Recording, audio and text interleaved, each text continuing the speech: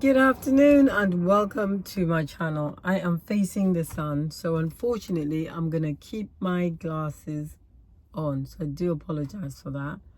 I probably should have thought about this a bit more before starting to record, but there you go. It's been a sunny day and absolutely baking hot, but we need it for vitamin D, so here we are.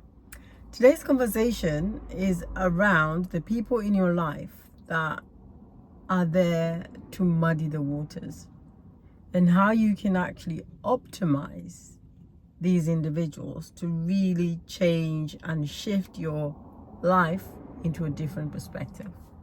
Now, I know we all wish that life was a bed of roses. We all wish that things were easy and we didn't have to deal with crooked people. We didn't have to deal with backstabbers. We didn't have to deal with thieves. We didn't have to deal with people that have bad intentions.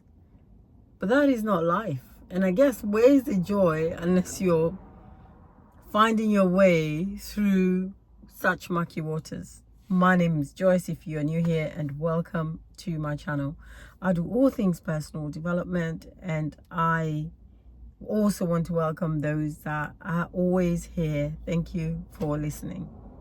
So the reason why I had this thought today is because I was met with such people today, and it just reminded me to have a look at my life and really look at the moments that were most pivotal, the moments that really changed my life. I mean, I'm not saying that we want to be triggered all the time. That's not what I'm saying. And I'm also not saying that we shouldn't enjoy the season where things are fine and we're coasting and life is hunky-dory. This is necessary for our own ecosystem. We need to be able to balance the waters out. It can't all be sunshine and roses. And as the English weather always predicts, who knows about tomorrow? Tomorrow might be a bit of a rough time, but maybe it's exactly what you need to be able to learn and grow. Now, today's moment was about somebody that I had trusted for a very long time, that I found out was actually not a very nice person. A nice person in all accounts in front of me, but a very, very different person behind my back. Now, when I heard that initially, I want to say shocked, but I kind of knew that there was just something really odd about that person. But I just thought, you know what, they do what they're meant to be doing. I'm happy with what they're delivering. What's in it? Why really chase it? And then you realize exactly how they treat people behind your back, how they disrespect people behind your back, or sometimes in your name. It's very distressing. And you know, as I said earlier, it reminded me of the times where I really recreated myself.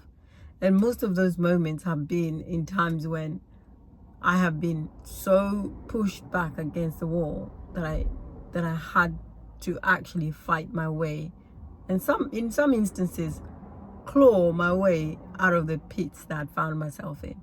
And so I just want to remind you that if you have people who are wicked, who are horrible, who have bad intentions, who are thieves, who are two-faced, who are Jekyll and Hyde, for those of you who remember that TV program, it's part of life. You don't have to tolerate them, but you can use them to grow. You can use that opportunity to learn and grow. Now, I'm not saying that you don't feel really pissed off, because I do.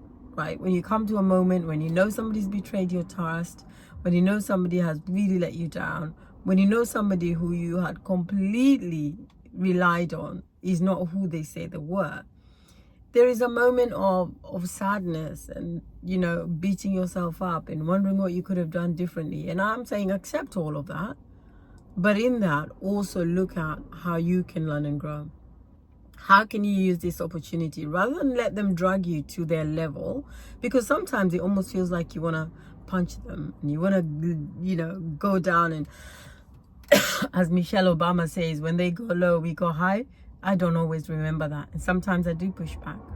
But I think it's in theory, it's a really good practice if you can really remind yourself, pull yourself back, and remember that they don't have to bring the worst out of you.